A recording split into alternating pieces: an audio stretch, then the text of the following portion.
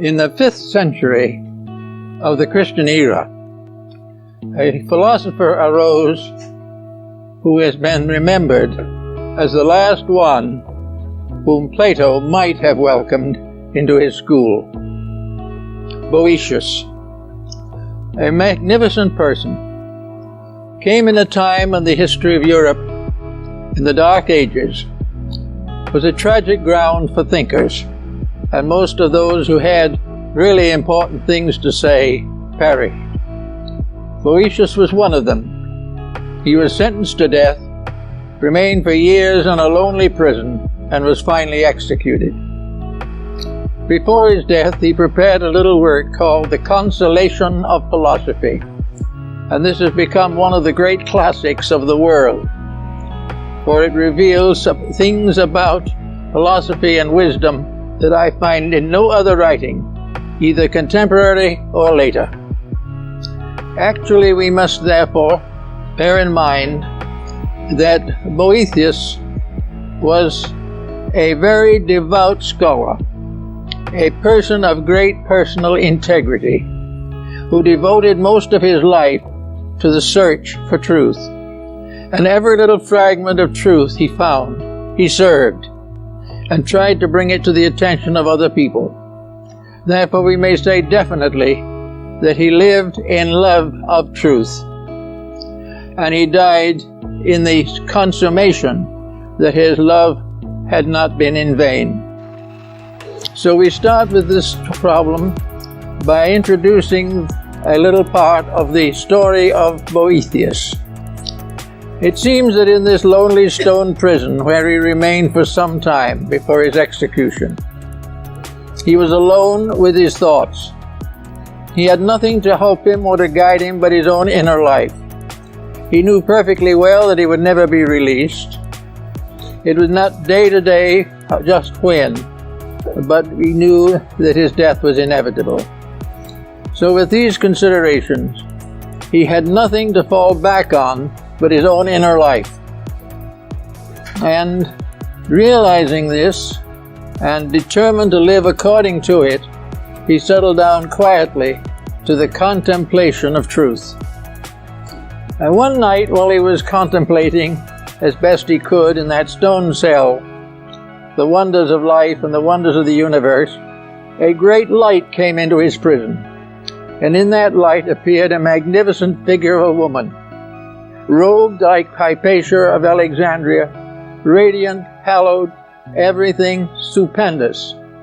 And she came up to him and she said, "I am the one you have served. Now you are in need. I will serve you." And she explained to him very definitely that all he had learned to help other people had created for himself a debt which truth owed him, and that as long as he remained in the material world, truth would lead him, guide him, and give him the intelligence and the wisdom and the love to face the things he had dreamed of and believed. As a result of that, his essay on the consolations of philosophy has become a classic. It was in this realization of the return of the good deed to the one who does it that Boëthius became aware of something, namely that truth is not a word. Truth is not a doctrine. Truth is not essentially a system or a school. But as all the ancients realized, truth is a living thing. It is a creature itself. It is something that has its own being. It has its own life and its own death, its own beginnings and its own ends, in infinitude beyond our comprehension.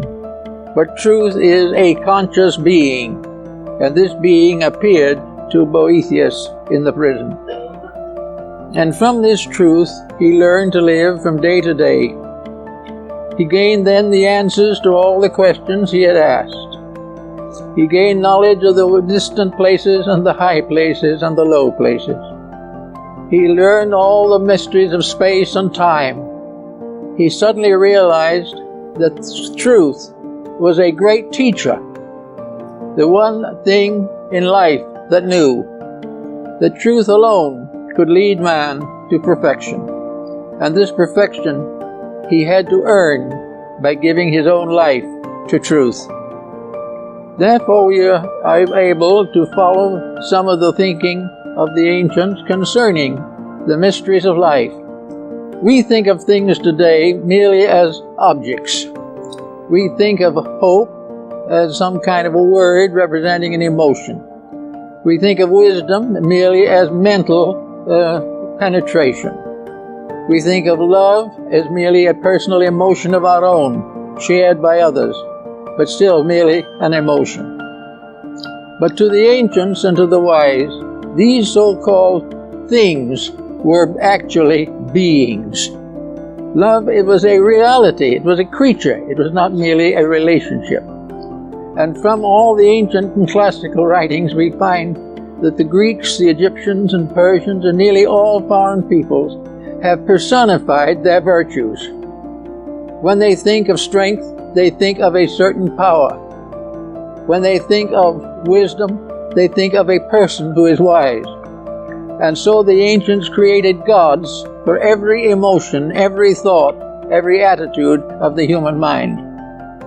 Therefore we have Jupiter ruling over one thing, we have Saturn ruling over something else. To us these things are meaningless. We have a very different code. But to the ancient people, with their mystical opportunities, these different things were realities. Hope was a being, not a thing. Hope was something that grew, like a child in its mother's womb.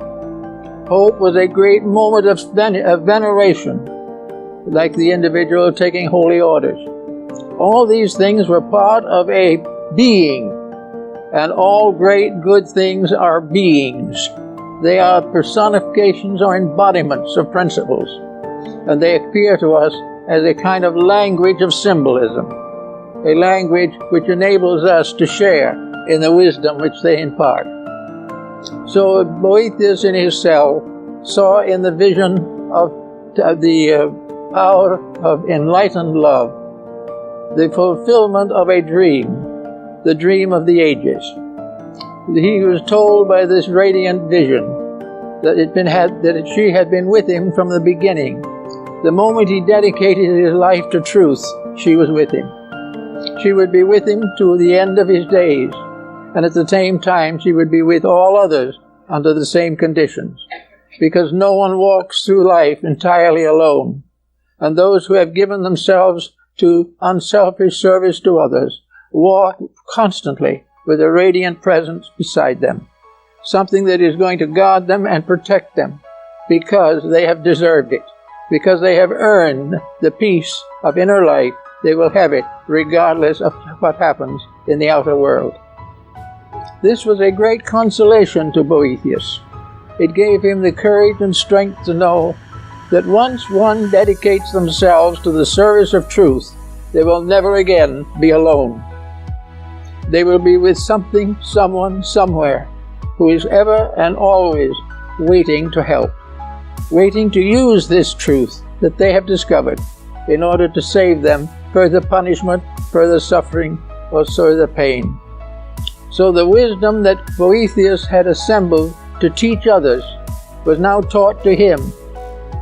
It was shown to him conclusively that his dreams had not been fables, that his ideals had not been vacuums created by optimism or pessimism, that in reality, truth is alive and walks with those who serve it.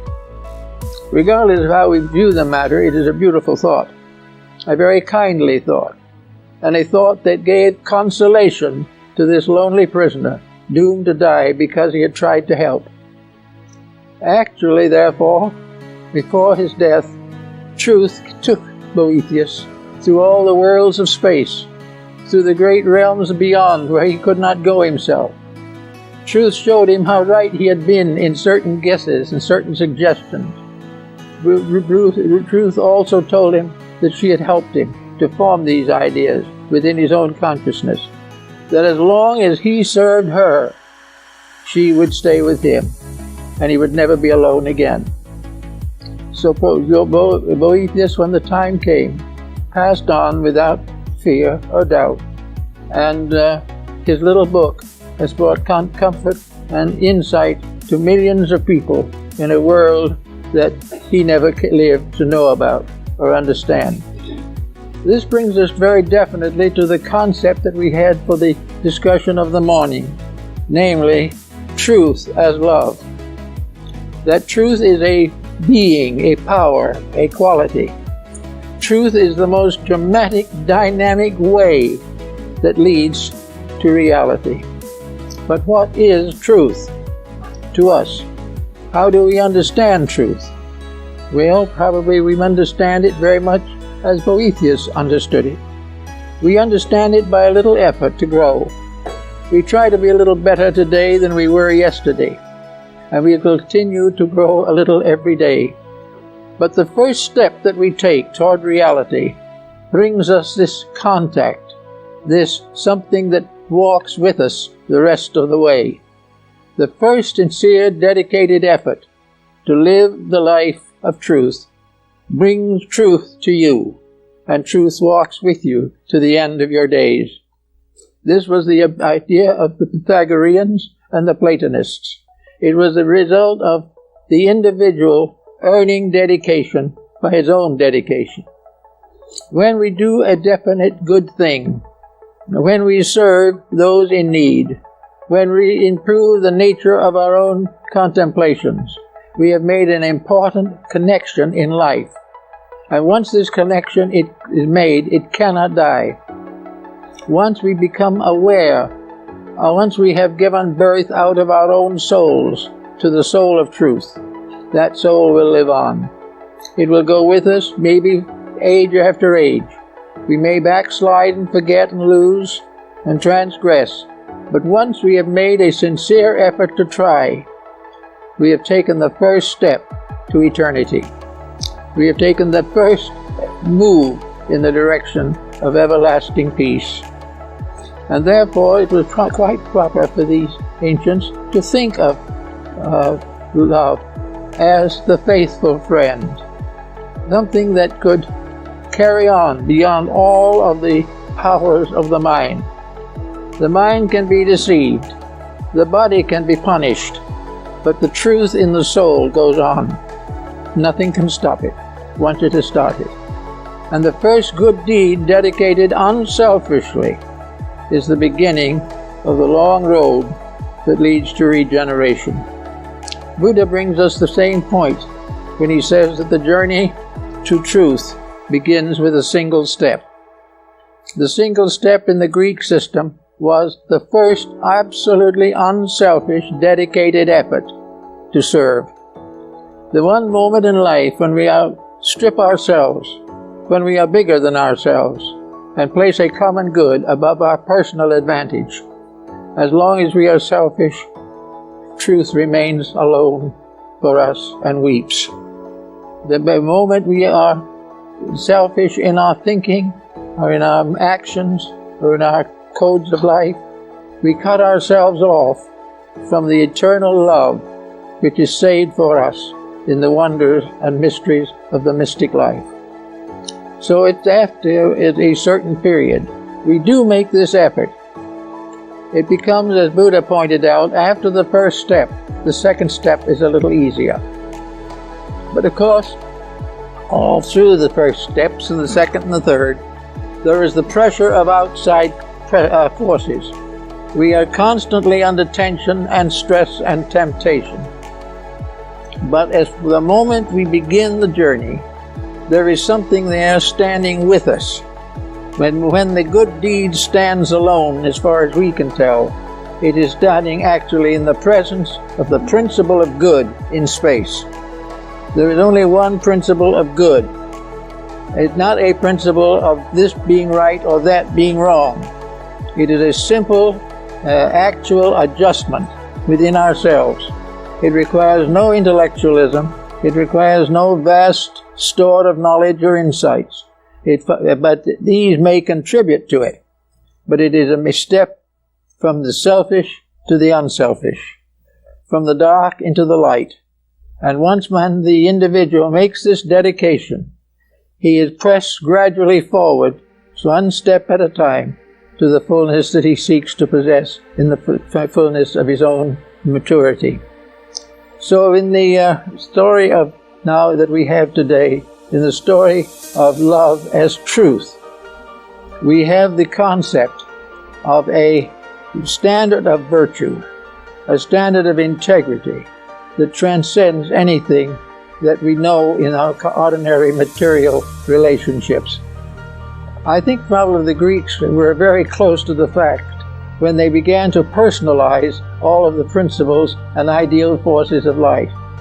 The Greeks did not see the earth as a body alone. The Greeks saw the earth as a soul, as a living thing.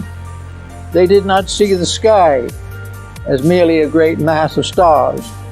They saw it as a great mother brooding over the world.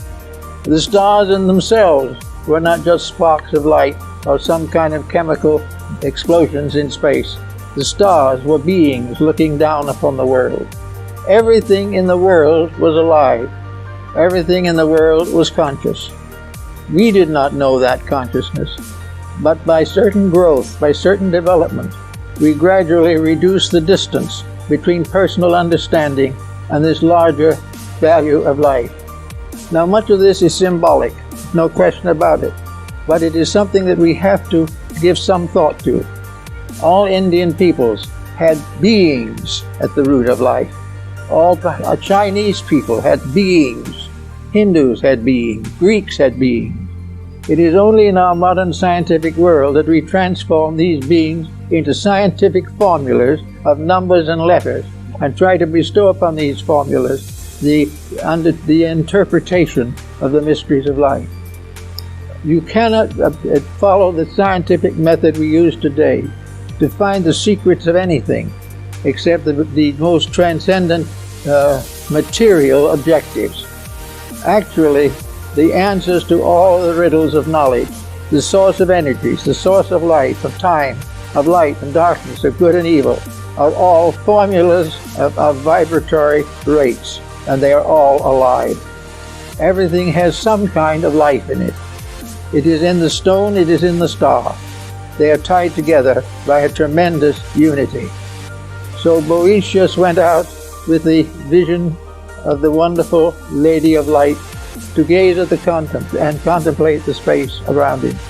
He saw it filled with life, not with dead atmosphere, not with just earth and air, but filled with living things, beautiful things, wonderful things, that surrounding man and all of his knowledge and thoughts and his ignorance also is a world of living things that he can't even see, a world he doesn't even believe in, but a world which affects him every day, a world which moves in upon his moods, upon his attitudes, a world that punishes him when he is selfish, a world that praises him when he is right.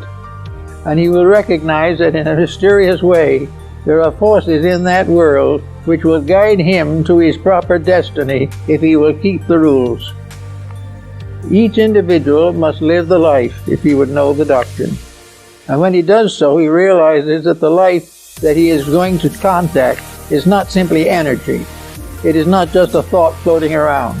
It isn't even a mentation in the mind of God. When he keeps the rules, space is with him, time is with him, eternity is with him. Little by little, the purpose for himself is fulfilled, and the time will come when he likewise will be a unit of conscious energy in the great fields of universal life. So we all have not only this type of thing, but we also have to look around us to see what's happening.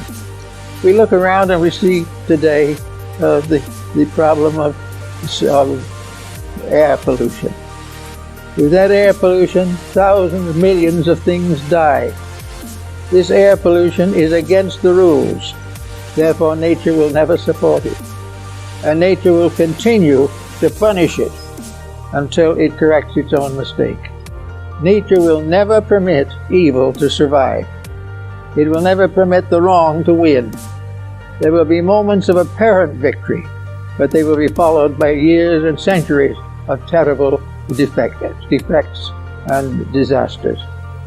Everything that we have around us lives in a sea of truth, lives in a vast organism that is based upon infinite wisdom and infinite love. These are the ruling powers. The universe is not neutral. It is not simply space. It is not things moving, floating around in a vacuum. It is not formulas that can be put into letters and numbers on a scientific blackboard. Space is alive. Everything that exists is alive. And while we are growing on one level, somewhere else another thing is growing. While we are adding to the wisdom of our own mind, something else is enriching every cell in our bodies. Everything is living and growing. And when the individual interferes with growth, he commits probably the most terrible of all sins.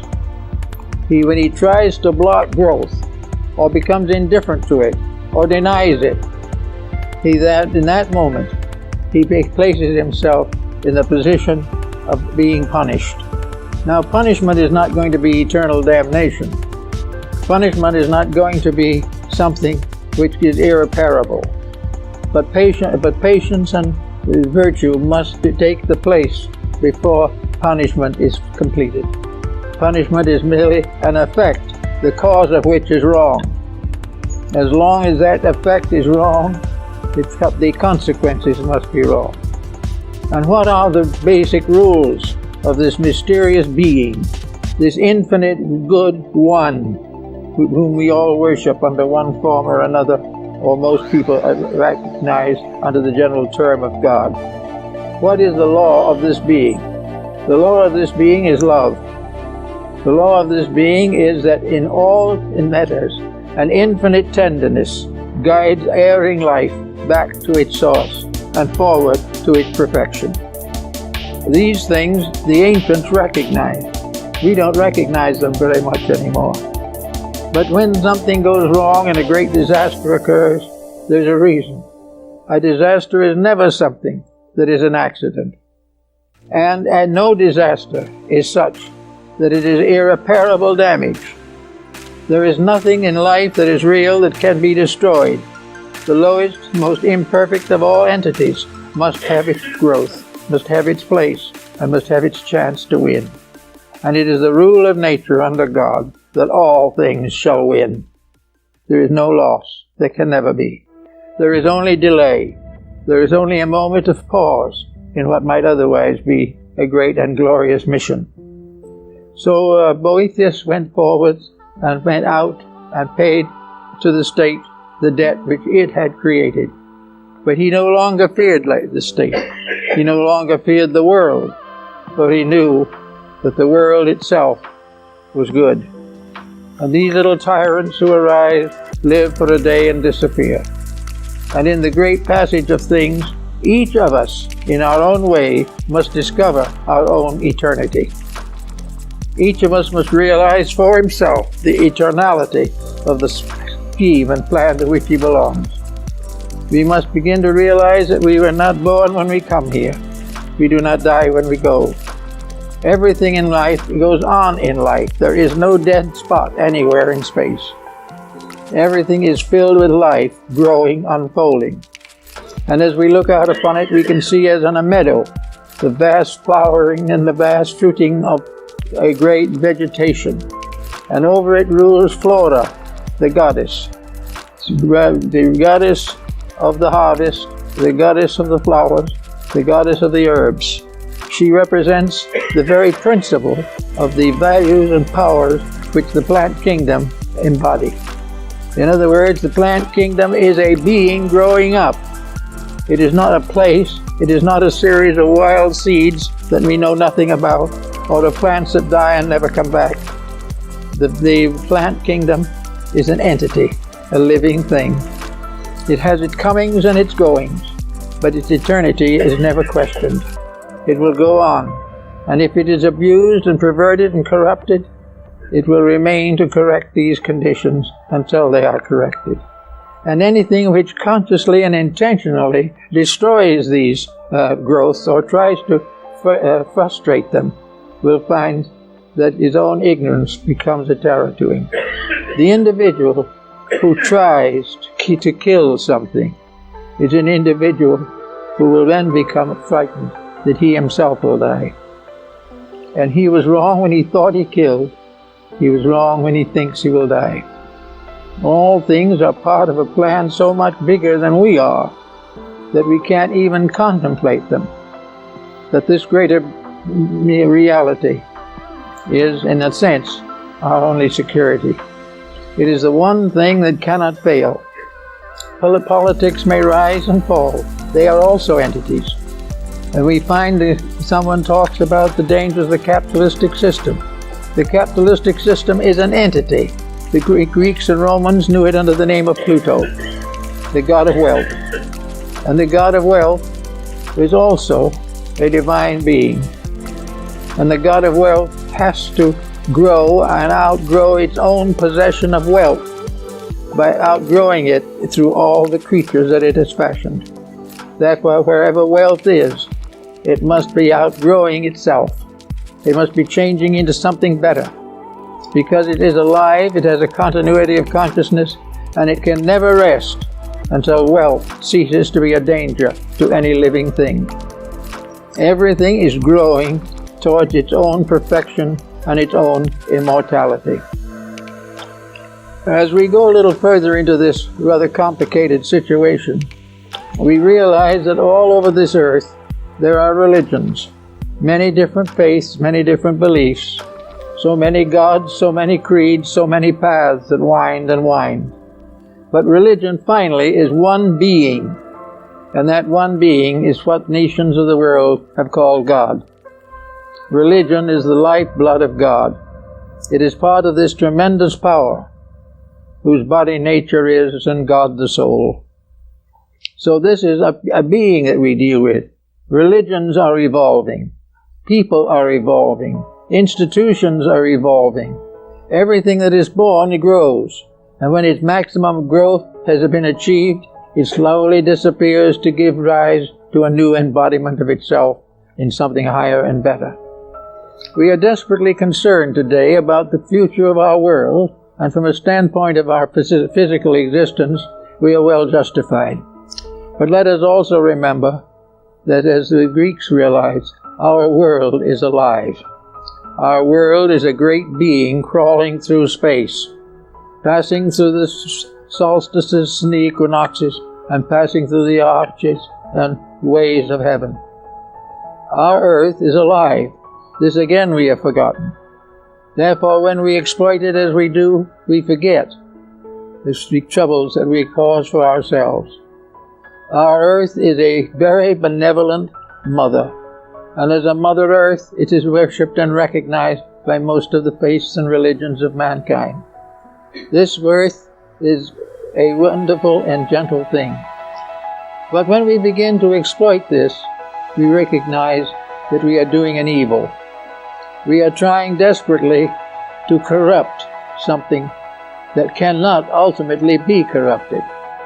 The kindly mother becomes the stern parent. When we abuse the powers which are given to us, these powers must punish us. Because in the final end, if you do not punish when it is necessary, the ultimate victory cannot be attained. So we have an earth now that is worthy of our consideration, not simply because it is a heap of dirt, not because it is filled with earth or covered with plant life. An earth that is alive as a being, an earth which is worthy of our love, worthy of our tender support, and constantly needing our agreement with its own laws. Unless we keep the rules of earth, earth cannot keep our rules.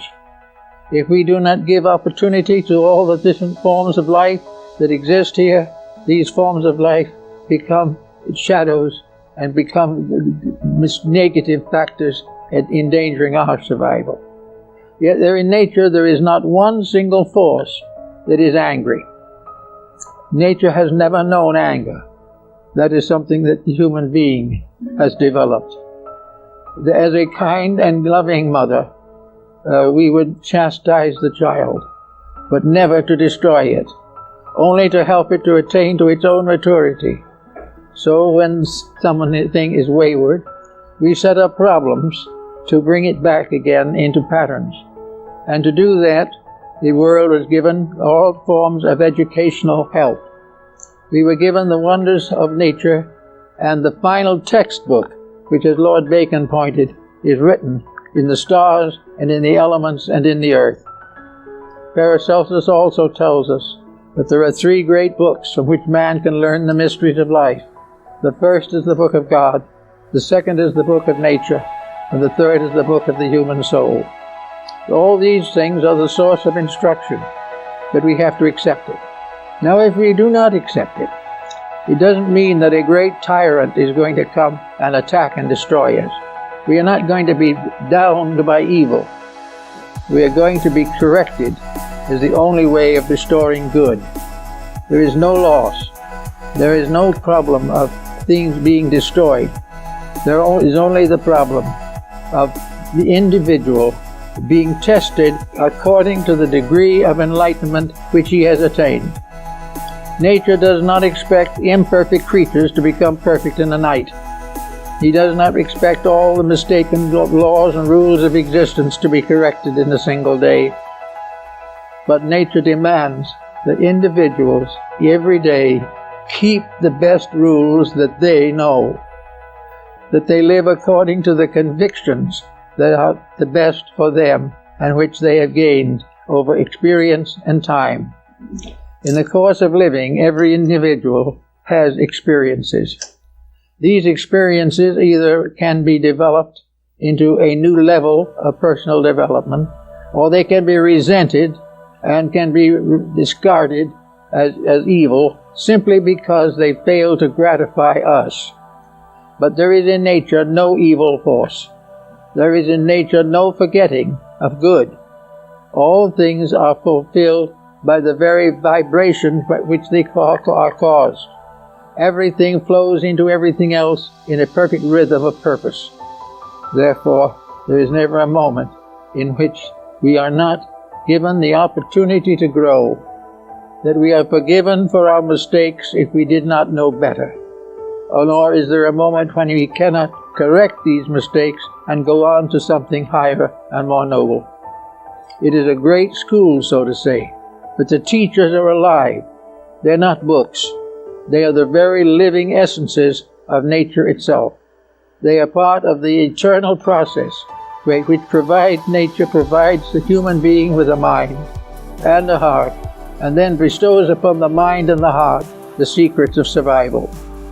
Therefore, this is all part of the idea of the fact of the love of truth, the love of the way it really is, the way which we can see if we are able to climb out of the slough of our own despond, if we can rise out of the ignorance with which we have locked ourselves. We can begin to see over the edge to things which is beyond.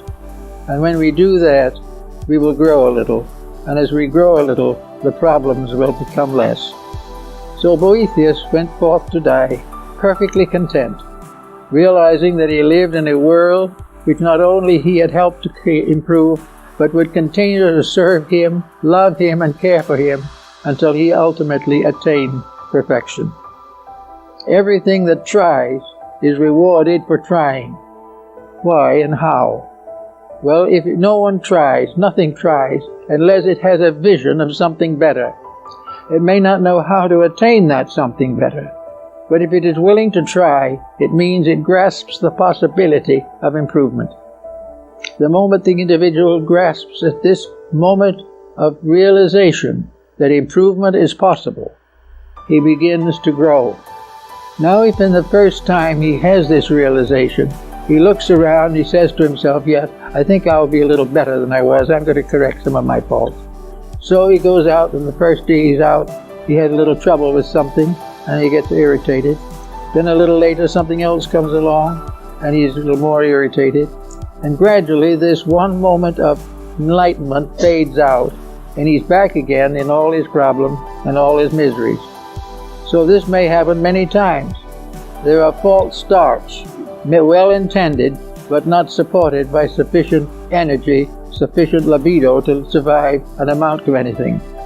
But ultimately, the effort to grow will produce a fair start, Most of the starts that we have in modern times have arisen within religion.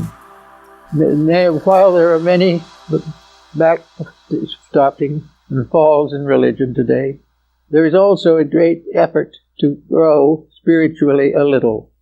And dedication to religion, dedication to the service of our brother man, dedication to love of God, dedication to the recognition of the great power of redemption in every religion and faith of mankind. When we begin to get this feeling, pretty soon it reaches a point where it doesn't go away entirely. Then we do something very foolish, and we are sorry. We are actually embarrassed to realize that we couldn't do better than that. Well, this embarrassment is the beginning of a gradual growth, in which ultimately we are able to make such advancements as our general condition will permit.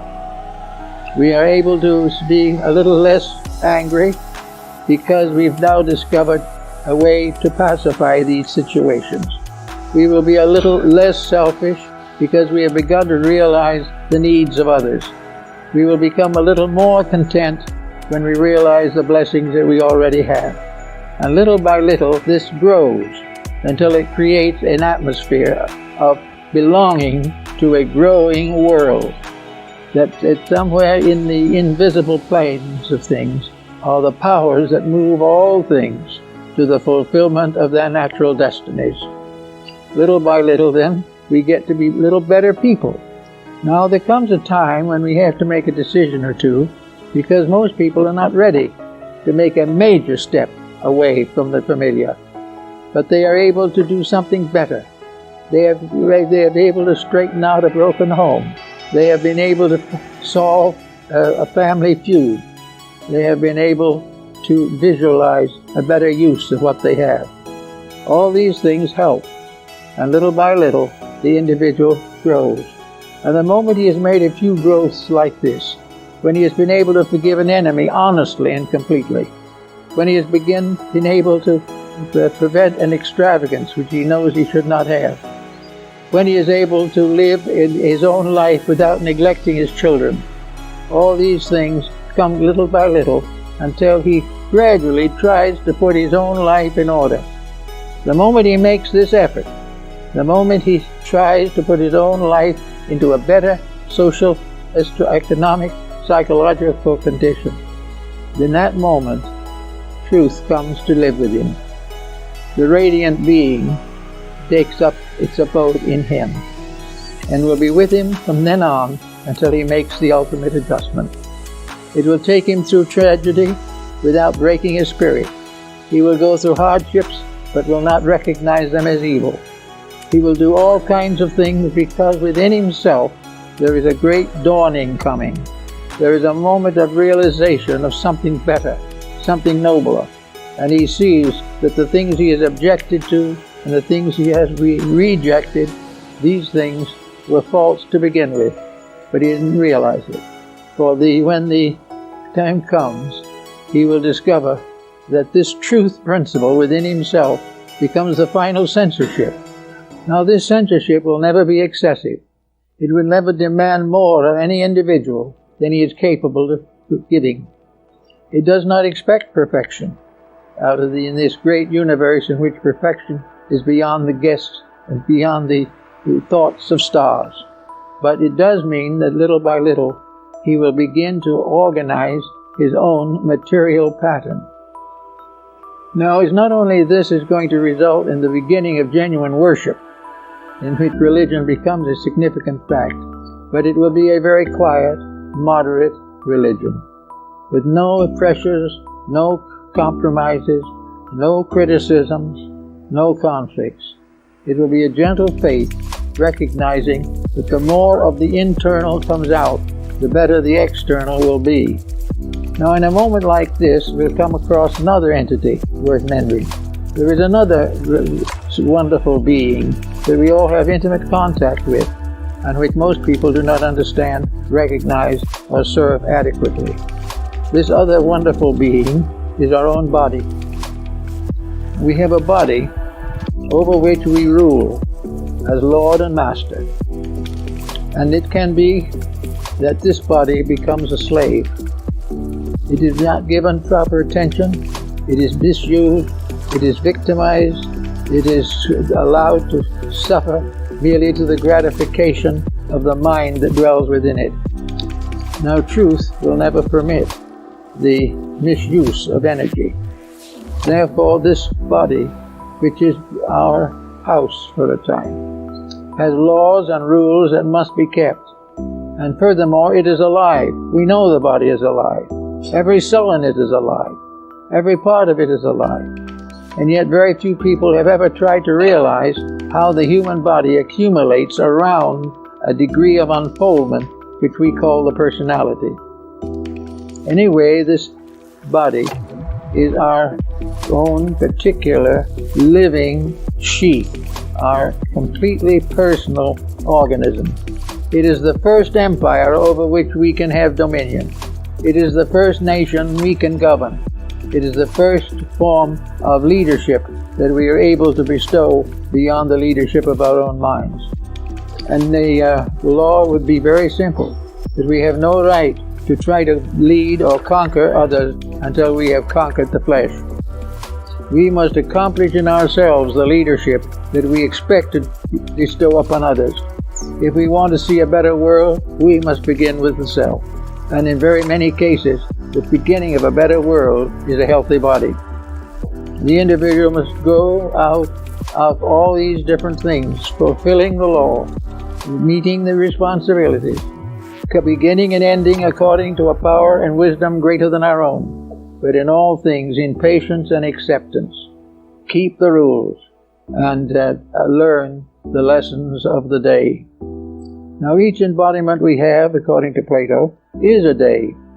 It is a day in our own growth. It is the day we go to school to learn something.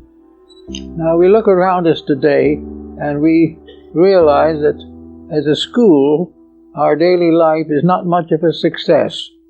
We do not have a discipline to take care of us through these years of growth by which we must finally reach our own adult physical years. So nature depends upon this problem and gives us certain ultimata to face it with. Nature gives us the rules, and when we do not keep the rules, nature gives us the example of the broken rule. And one of the most beautiful and wonderful displays we have today is this great tapestry of broken rules. Now everyone is worried about these broken rules because they are a danger to us, but we have not worried enough yet to correct it. We are still trying to play hooky in the school of life. We are still convinced that we are here to have fun, to have wealth, to have influence, to become famous. And as long as we do that, the great genius of truth will not be with us. When any ambition is false, it is not sanctified and it is not fulfilled by the laws of life. Whenever we have an ambition that is contrary to good, that ambition will ultimately destroy us. Whenever we forget our relationship with other living things, when we forget the brotherhood of life, we forget the parenthood of life, in these factors we begin to sound out our own troubles. This is being very clearly indicated today. Boethius is not here to express, maybe he is, but he was not able to live then to continue into the change that followed the Middle Ages. But we know that the rules of life that we have broken have put us exactly where we are now. Now the question still remains, how does it do it? Why does it do this and how? Why is it that when we support the wrong thing we get into trouble? That is because there is a rule back of it that tells us what the right thing is, and that rule is immutable. If honesty is a universal law decreed in the infinite pattern of things, no individual human dishonesty can survive. Now, when I say survive, it doesn't mean the individual or personality will perish, but it means that the goal or the attitude will have to change. There is no possible way in which evil can achieve rulership over the world. The battle for the struggle for this control grows more violent every day. The greater the ambitions of the individual, the more terrible his mistakes will be. The more desperately he tries to escape the consequences of his own conduct, the more desperately those consequences will close in around him. He cannot escape them, because there is something in life that says he can't escape them. And the symbol of that something in ancient times was the great mother of mysteries, the great mother of the world. For all physical creatures are under one motherhood, the motherhood of the mysteries, the motherhood of the Virgin of the world, the motherhood of the mother who remains a virgin forever and bears children unto the eternity of things. All these wonders and mysteries are very simple, but the great mother of the earth, the great mother of the mysteries, is nature itself, not as a blind force run by physical means and few chemical symbols to tell what it is, but a living, vital force that dreams, thinks, hopes, prays, does everything necessary to bring home the wayward children. That something which knows that the problem must be solved, that there can never be allowed for evil to survive, that never can ignorance prevail, never can violence destroy peace. And in the process of doing this, nature finds the individual, unfortunately, lacks the internal resources to make the proper decisions. He cannot say to himself, I have told a lie, and therefore I must correct it. The individual tells the lie, thinks he gets away with it, and then a consequence sets in that hurts him. And this consequence that sets in is the only way that he can learn not to lie. He cannot be expected at this time to come to the moral solution all by himself. If he does come to that solution, it is because he is already on the road that leads to light. He is on the way to something better. But for most persons, responsibilities must be evaded. They must be avoided in every way possible, because they interfere with the smooth passing of a useless life. But that is the problem. There can be no smooth passing of ignorance. There can never be a success built upon stupidity. There can never be a peace built upon violence. There can never be a wisdom based upon a principle of ignorance. All these things have to be worked out in their own nature. And therefore we are all concerned every day with the world around us. But the great Mother of Mysteries is with us. She is brooding over us now, just as she always has. She is the one that is constantly waiting to bring the wayward children back again to the rules. And she will never stop until they come back. No one will ever be permitted to be a truant. Actually, the truant will hate punishment. The dope addict will hate to be prevented from gaining his justification or his pleasure from the narcotics. He will try everything he can and will hate the laws that prevent him from doing what he pleases. But above the laws that will make us do what we please, there is a great law that tells us we must do that which is right. And in this way, we gradually discover that there is a universe of intelligence, a universe of wisdom, a universe of good, a universe dedicated to the service of eternal truth and dwelling forever in the presence of the divine being. Therefore, if we go along a little, as Boethius did, we may come to the gate that leads out from this life into something else. But when we go through, we will make the discovery that we have not been cast again into shadow, but that the light in ourselves, if it is there, will never leave us. And no matter what happens from that time on, truth will prevail in us, and that means that peace will take over. Now, if truth prevails in the average person, let's take an example, a very concrete one, of just how it operates. Supposing truth in consideration is a problem of maintaining the health of the physical body. This is something that is very significant today. The physical body, in a sense, our child. Each person has a body that is a kind of psychological infant with which he has been endowed, and we must train this body to serve him, or else he must relinquish his leadership and let the body take over. If the body takes over, he's in trouble. But he doesn't know he's in trouble, because if the body is gratified, the rest of him goes to sleep.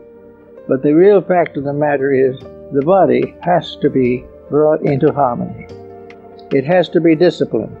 Now, when the body is brought into discipline, it is said to be healthy. When the soul is brought into discipline, it will be said to be healthy. When the infinite in man is brought into discipline, then the universal being is healthy. Every compromise that destroys the leadership of the superior over the inferior is dangerous and must be carefully avoided. So we know from every experience of living that we can and do have the power to change things, to make them what they should be, to accomplish that which is necessary for the common good and for our own good. But before we settle down to the creative processes of changing the world, which we're all much interested in the moment, we should give a little thought to changing ourselves. Because actually, we find this world is very hard to change, and we become more and more disillusioned as we see nation after nation breaking the peace, country after country exploiting other countries, and it looks very terrible. But if we look down from the heights of those things into private relationships, we find people after groups out to destroy each other. We find exploitation. We find the effort to dishonorably accumulate at the expense of others. We find the broken home and the broken heart and the broken body. So that we know that the great change that is necessary, we have not even been able to make in ourselves. Little by little, however, we have an answer to this. As their health problem goes along, we suddenly learn that there are ways that health can be improved. But improving health is not nearly always a discipline. We have to do some things differently. We have to sacrifice some excess in order to achieve moderation. We have to do something right in order to nullify that which is wrong. So, we discover that only through discipline can we bring ourselves back into harmony. And in the moment we come back into harmony, the mysterious power of nutrition, which is another being, another radiant character, that nutrition can take over and do properly for us. All of the gods of antiquity must manifest through disciplined bodies. We think of wisdom, it's only possible through a disciplined personality. Wisdom in the keeping of the foolish one is folly. We know that there is only one way to achieve courage, and that is to be dedicated to a cause worthy of courage. If we try to use courage to defend negative things, we just hurt some more. Everything is there to challenge, but nothing is there to hurt for the reason of destroying us. It is because it is the only way to prevent us from destroying ourselves. Now, if we look around us in society today, we see the problem that is coming everywhere at this time. We see the problems of space, of housing, of food, of health. All these things we see very definitely. We realize that something has to be done about them. So we start trying to plant trees. We try to find ways to purify water. We try to find ways to cleanse the earth of the pollutions and problems that beset it. We try to find ways to control a population, prevent the destruction of natural resources. Let us for a moment turn all these things back into ourselves and realize the reason that we can't solve the problem on the outside is because we haven't solved it on the inside. We haven't made the contacts which make it possible. When Boethius was given the presence and vision of the saintly being that came to serve him in his sorrow, he gave us an account of a wonderful discipline, a wonderful courage against circumstances. So if we want to do any of these things on the outside, something must come to us on the inside. We cannot improve the world if we can't even save our own necks. We can't bring peace in the world if we can't have it in our own family. And how can we declare the ambitions are false when we can't stop using narcotics for our own pleasure?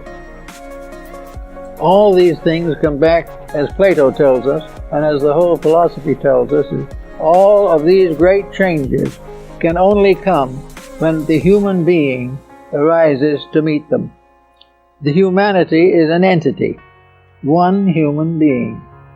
This human being is made up of now pretty close to 6 billion separate human beings. They are like the cells in a human body. They are part of one constitution. Over this one being is a unit, humanity, as one. This we find in the great man of the Zohar in Kabbalism. We find this one great being.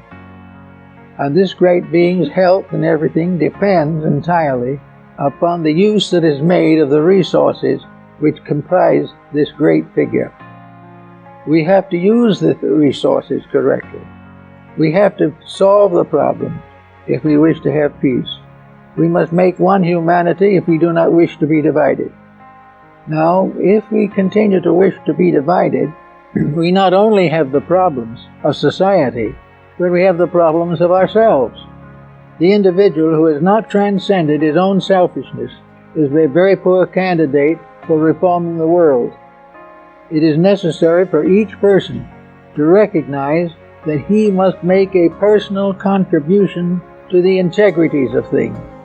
He must become aware of truth, of the love of truth, of the love of God as truth. Deity recognized in the manifested form of the infinite parent, also always solicitous for the good of its children. We must think of the faiths of men as being the gateways to conduct. We must think also of all the dreams and hopes of the ages and realize that they cannot be fulfilled until the individual loves truth better than he loves himself. There is no way of solving the problem unless we become aware of the strange and wonderful beauty as Boethius saw it in his prison cell. A radiant being. We can call it peace. We can call it wisdom. We can call it love. We can call it whatever we want to call it. But it is a radiant power that blesses dedication, that rewards definite effort to perfect and to fulfill. It is something that can take over the life of the individual when he is no longer willing to dedicate that life to the fulfillment of his private ambitions. So with all these points, there is this wonderful opportunity that comes, which Boethius noted, and which is the love of truth. Now, love is a very capital word. Love to the average individual is a very physical word. Love to the theologian is an emotional experience. Life and love to the philosopher is an intellectual experience. But beyond this is the simple, direct fact of the love of truth. A love which does not require rationalization, does not require scientific proof, does not require anything but the evident fact that if we love peace, we will serve it. And if we serve peace, we will have peace. That if we serve and love truth, we will dedicate ourselves to truth. We will correct the curriculums of our schools. We will add knowledge to the courses necessary to instruct the young. And we will put ideals and principles ahead of profit and private enterprise. These things are the transformation of the love of truth as we know it today to the love of truth as it must be, a dedication to the fulfillment of the works of truth. Now, these works of truth are not simply strange things floating around in space somewhere, because truth, as Boethius found out, is a kind of being. It is something that lives but never dies. It is born but never ceases. In other words, it is almost actually another name for the human soul. But whatever we call it, it is the victory, the inevitable victory of good over evil. It is the complete victory of faith over fear. It is the complete victory of virtue over vice. And it is achieved because it is potentially possible to the individual. And each human being is born with the potential of the perfection of truth within himself.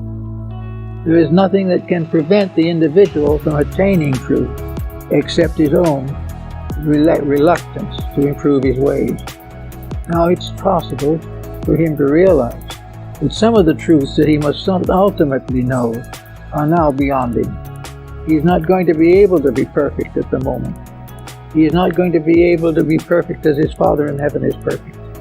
But he is going to be able to move forward step by step in a dedicated search for reality. The moment he starts these steps, the moment he begins to make an effort to direct and vitalize his own integrity, the journey towards the reality begins. And in that moment, the light shining being of truth takes his hand and will lead him to eternity. And nothing can interrupt it. Nothing can prevent it. Nothing can have victory over the inevitable victory of reality over illusion. We have lived for a long time in illusion, and some of this illusion we call learned knowledge. We think of science as very wise. We think that science is solving everything. We think that Einstein was incredible when he found the formula for the atomic fission. These are not the truths we need.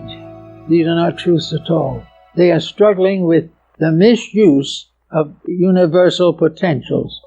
The atom, the cell, all these things are each of them a unit. Each is a truth in itself, and it must be treated as one. It must be recognized, and if we wish to advance things, we must work together to make these various parts work together well in us. If we can make the cells of our own body cooperate, we have health. If we can make the various forms of knowledge to cooperate, we will have peace in the world. These things are part of our destiny. These things were well known to Plato and Pythagoras. They were well known to the foreign and eastern nations. And everyone has realized that it is impossible to solve our present problem unless the individual himself moves from a theoretical standpoint and ceases simply about talking about how things should be done to the dynamic experience of personal growth. And this personal growth, he can start where he is. He doesn't have to worry about anything. What is his problem at the moment? Well, maybe it's a need of a job, or perhaps it is domestic difficulty. Perhaps it is a wayward child. We do not know what that is, but whatever it is, if at this time he has not found a footing in a pattern for his own permanent growth, that problem which he faces today must become that footing, or one of its equivalent. It must be something done by the individual himself to prove a sincere dedication to advancing the cause of common good. Once he makes one statement, the seed is planted. And once the seed is planted, it will never die. It leads, one good deed leads to others. One bit of wisdom leads to greater wisdom. One concept of the divine love of God for man is fulfilled in the divine love of man for God. These things are all part of a wonderful mystery, truth in a mystery, love and wisdom in a mystery. All these things we have to face as coming to us in the course of years. So we can wait in our own way for the radiant woman who comes to the prison cell and says, "You have served God all your life. You have been a good person, and you are not going to be deserted in your gray hairs. The good you have done to others comes back as a radiant being to lead you to the peace and security that you desire." Under those conditions, things will get done in a reasonable length of time. Thank you.